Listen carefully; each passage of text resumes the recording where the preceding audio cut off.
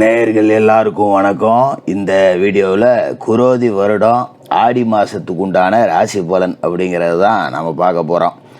அதாவது ஆடி மாதம் அப்படின்னாலே பல பேருக்கும் ஆகாத மாதம் அப்படிம்பாங்க. அந்த வகையில் பார்த்தோன்னா இந்த ஆடியில் பார்த்திங்கன்னா கிரகங்களோட ராஜா சூரியன் கடகராசியில் இருக்கார். அவரோட சேர்ந்துக்கிட்டு புதன் இருக்கார். புதாதித்ய யோகம் உருவாக போகுது, புத சுக்கிர யோகம் உருவாக போகுது. ஆனால் இதெல்லாம் முக்கியம் கிடையாது.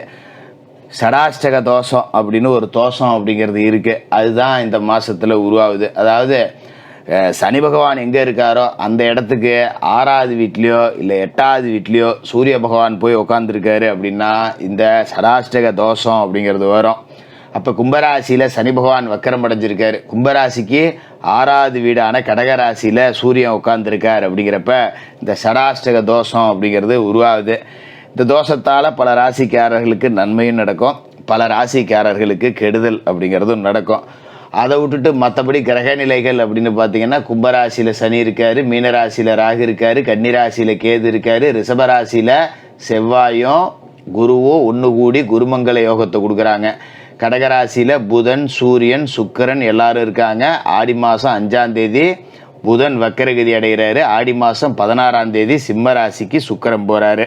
இதுதான் இந்த மாதத்துக்கு உண்டான கிரக அமைப்பு. சரி, இந்த கிரக அமைப்பு, இந்த புதாதித்ய யோகம், புத சுக்கிர யோகம், குருமங்கல யோகம், இது எல்லாம் சேர்ந்து என்ன பலன் கொடுக்க போகுது, இந்த சடாஷ்டக தோஷம் அப்படிங்கிறது என்ன பலனை கொடுக்க போகுது அப்படிங்கிறது எல்லாத்தையும் நம்ம தெளிவாக பார்த்தாகணும். சரி, இந்த ஆடி மாதம் உங்களோட ராசிக்கு என்ன கிடைக்க போகுது? கும்பராசி நேயர்களே, உங்களுக்கு இந்த ஆடி மாதம் எப்படி இருக்குது அப்படின்னு பார்த்தோம்னா, இந்த ஆடி மாத கிரக நிலைகள் அப்படின்னு பார்த்தீங்கன்னா ராசி அதிபதி சனியோட நிலையில் மாற்றம் இல்லை. அவர் உங்களோட ராசியிலே இப்போ வக்கரகதி அடைஞ்சிருக்காரு.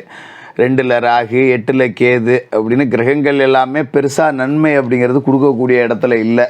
அதோட இந்த ஆடி மாதம் அப்படிங்கிறதே பெரும்பாலும் பார்த்திங்கன்னா ஒரு சுமார் அப்படிங்கிற மாதிரி தான் கும்பராசிக்காரர்களுக்கும். மகரம் கும்பம் 2 ராசிக்காரர்களுக்குமே ஒரே மாதிரி தான் இருக்கும்.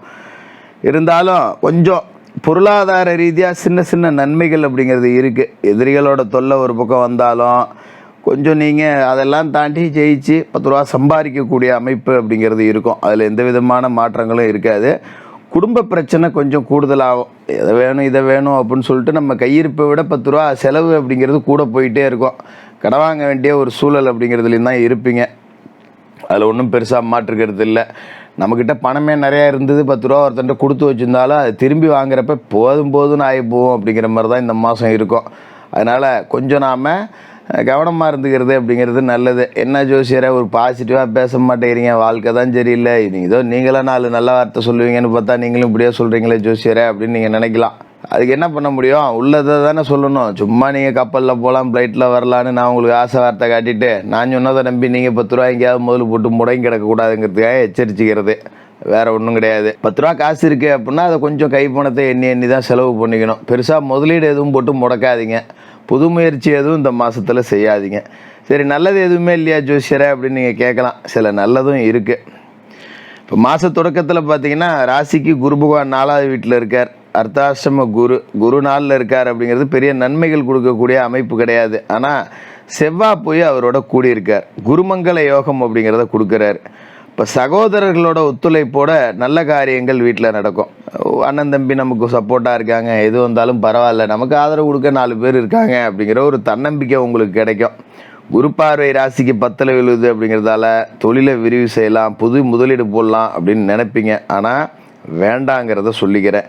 ஜென்மசனியோட ஆதிக்கம் இருக்கிறதால எதிர்பார்த்த லாபம் அப்படிங்கிறது கிடைக்காது. உழைப்புக்கு தகுந்த இந்த பலனை எதிர்பார்க்க முடியாது. அதுக்கு பேசாமல் நம்ம உழைச்சிட்டு போகலாம், உழைப்பு மட்டும்தான் போச்சு அப்படின்னு தொழிலை போட்டு முடக்கிக்கிட்டு 10 ரூபா பணத்தை முடக்கிட்டு இருக்கணும்னு அவசியம் கிடையாது. கூடுமான வரைக்கும் கடன் வாங்கி முதலீடு போடணுங்கிற எண்ணம் இருந்ததுன்னா அதை அப்படியே விட்டுருங்க, தேவையில்லை. 10 எட்டாக்க படாபாடு படுறதை விட 10 பாக்கெட்டில் வச்சுக்கிட்டு பக்குவமாக பொழைச்சிக்கலாம்.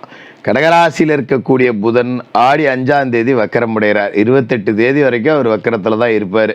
ராசிக்கு 5வது வீட்டுக்கும் 8வது வீட்டுக்கும் அதிபதியான அவர் வக்கரம் அடைகிறார். அப்படிங்கும்போது பூர்வீக சொத்து சம்மந்தப்பட்ட வழக்கு கொஞ்சம் தலை தூக்கும். ஏன்னா 5க்கு அதிபதி இல்லையா அவர், புத்திரஸ்தானம் பூர்வ புண்ணியஸ்தானத்துக்கு அதிபதி. அவர் பலம் இழந்து போகிறாருங்கிறப்ப ஒரு இட கேஸ் இருக்கும், பங்காளி ஒருத்தன் போட்டிருந்துருப்பான், கீழ் கோர்ட்டில் ஜெயிச்சிருந்துருப்போம். சரி, சொத்து நம்ம கைக்கு வந்துருச்சுங்கிறப்ப அவன் இப்போ மேலே முறையீட்டுக்கு போவான். அது இல்லாத ஒரு பொருளை சேவனேன்னு கிடக்கலாம், வச்சுக்கிட்டே இல்லைங்கிறது எப்படி இருக்கும் பார்த்தீங்களா? அப்படி தான் இருக்கும். ஒரு சொத்து இருக்குது, ஆனால் நம்மளால் அடைய முடியல, விற்க முடியல, அதை வச்சு ஒன்றும் பண்ண முடியல. சோறு இல்லாதவன் பட்டினி கிடக்கலாம், தட்டு நிறையா வச்சுக்கிட்டே பட்டினி கிடந்தா எப்படி இருக்கும்? அப்படி ஆகிவிடும். அதனால் கொஞ்சம் பூர்வீக சொத்து வழக்கில் எதிராளிகள்கிட்டே சமாதானமாக போயிடுறது அப்படிங்கிறது நல்லது. எதுக்குப்பா நம்ம போயிட்டு அடுத்தவன்ட்ட சண்டை போட்டுக்கிட்டு கோர்ட்டு கேஸுன்னு அலைஞ்சிட்டுங்கோ, நம்மளே உட்காந்து பேசிக்கோ அப்படின்னு சொல்லி ஊரில் 4 பேர் சொந்த பந்தத்தில் மூத்த ஆளுங்க 4 பேரை வச்சு பேசுனீங்கன்னா காம்ப்ரமைஸாக போகிறதுக்கு வாய்ப்பு இருக்குது. இது மாதிரி பணம் அப்படிங்கிறது ஒரு வழியில் வந்தாலும் இன்னொரு வழியில் செலவு அப்படிங்கிறது வந்துக்கிட்டு தான் இருக்கும். இதனாலே மன உளைச்சல், என்னடா 10 ரூபா சம்பாதிச்சிட்டு வந்தால் பத்த மாட்டேங்குது, 20 ரூபா சம்பாதிச்சிட்டு வந்தாலும் பத்த மாட்டேங்குது, என்ன தான் பண்ணுறது, இப்படியே செலவு வந்துக்கிட்டு இருந்தா அப்படிங்கிற மாதிரி இருக்கும். இருந்தாலும் அஷ்டமாதிபதியாகவும் புதன் இருக்கிறதால அவரோட வக்கரம் மாமா மச்சான் வழியில் ஏற்பட்ட மனக்கசப்புகளை மாற்றி கொடுக்கும். மச்சின வழியில், தாய் மாமா வழியில், ஏதோ கடந்த காலகட்டத்தில் ஒரு பகை, பேச்சுவார்த்தை இல்லை, புரிஞ்சிக்காமல் ஒருத்தருக்கு ஒருத்தர் சண்டை போட்டுக்கிட்டோம், ரொம்ப நாளாக பிரிஞ்சிருக்கோம் அப்படின்னா இப்போ அந்த உறவுகள் எல்லாமே மறுபடியும் அந்த பழைய பகையை மறந்துட்டு சேரக்கூடிய வாய்ப்பு அப்படிங்கிறது இருக்குது. சனி பகவானோட வக்கரம் அப்படிங்கிறது நம்ம பார்க்கணும். வரவை விட செலவு கூட கொடுத்துருவார். ஜென்ம சனி, வழக்குகள் வரும், கவனமாக இருந்துக்கணும். இது மாதிரி ராத்திரி பகலாக படம் கட்டாலும் கொஞ்சம் 10 ரூபா நமக்கு பலன் கிடைக்கிறது கஷ்டம். சக பணியாளர்கள்கிட்ட உங்களோட திட்டங்கள், உங்களோட வருமானம், உங்களோட குடும்ப விஷயங்கள் இதெல்லாம் பகிர்ந்துக்காதீங்க. குறிப்பாக கும்பராசி பெண்கள் வேலைக்கு போகிறவங்களா இருந்தால் வேலைக்கு போகிற இடத்துல குடும்ப விஷயங்களை பேசுறது போகிறது வர்றதெல்லாம் வச்சுக்க வேண்டாம். அதுமாரி யாரோ எங்கேயோ 2 பேர் சண்டை போட்டுக்கிட்டாங்கன்னா அவத்த போய் நின்று வேடிக்கை கூட பார்க்கக்கூடாது. தேவையில்லாத பிரச்சனை நம்ம பக்கம் வந்துடும்.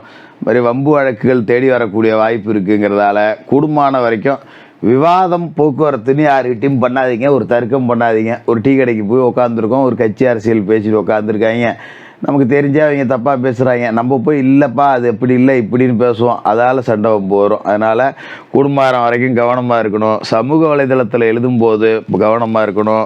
ஒரு அரசியல் பேச்சாளர்னால் பொதுவெளியில் பேசும்போது கவனமாக இருக்கணும். ஆதாரமற்ற கருத்துக்களை பகிர்ந்துடக்கூடாது. இப்படி பிரச்சனை வரக்கூடிய வாய்ப்புங்கிறது இருக்குது. கூடுதல் கவனத்தோடு இருங்க. அதோட ஆடி 16 சிம்ம ராசிக்கு சுக்கிரன் போகிறாரு. ராசிக்கு 4க்கு 9க்கு அதிபதியான சுக்கிரன் 7க்கு போகிறாருங்கிறது நல்ல நேரம்.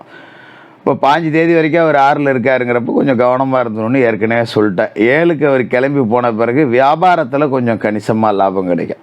சில பேருக்கு வண்டி வாகனம் வாங்கக்கூடிய யோகம் அப்படிங்கிறது இருக்குது. அதுமாரி ஒரு தொழில் நடத்துகிறீங்க அப்படிங்கன்னா வீட்டு பெண்களை கொண்டு தொழில் நிறுவனத்தில் உட்கார வச்சிங்கன்னா 10 ரூபா காசு கூடுதலாக பார்க்கலாம்.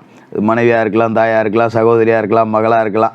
ஒரு கடை திறக்கும் போது காலையில் ஒரு விளக்கு ஏற்றி ஒரு கற்பூரம் ஏற்றி பெண்களை வச்சு கடையை திறந்து வியாபாரத்தை ஆரம்பிச்சிங்க அப்படின்னா காசு பணம் 10 ரூபா கூடுதலாக கிடைக்கும்.